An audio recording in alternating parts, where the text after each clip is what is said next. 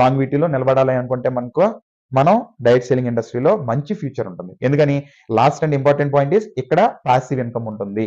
అంటే మీరు ఒకసారి డిస్ట్రిబ్యూటర్ గా జాయిన్ అయ్యి మీరు ఒక నెట్వర్క్ బిల్డ్ చేసి తర్వాత మీరు వేరే ప్రొఫెషన్ లోకి వెళ్ళినా ఈ నెట్వర్క్ ఉన్నంతకాలం అక్కడ సేల్ జనరేట్ అవుతున్నంతకాలం మీకు పాసివ్ ఇన్కమ్ వస్తుంది.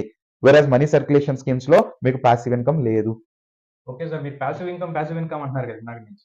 సో ఇదే పాసివ్ ఇన్కమ్ అని చెప్తూ కూడా కొన్ని కంపెనీస్ గురించి ఆల్రెడీ నెగెటివ్స్ కూడా స్ప్రెడ్ అవుతుంది. ఇప్పుడు ఇలాగే కస్టమరే అవుతున్నారు డిస్ట్రిబ్యూటర్ కస్టమర్ అవుతున్నారు. అక్కడ ఇంకా బిజినెస్ ఎలాగా ఫార్మ్ అవుతుంది? ఎట్లాగా చేంజ్ అవుతుంది? వాళ్ళకి ఇన్కమ్ ఎలా గెయిన్ అవుతుంది అలాంటప్పుడు? అదే ఇక్కడ ఏమవుతుందంటే ఇది నెట్వర్క్ మార్కెటింగ్ కాన్సెప్ట్.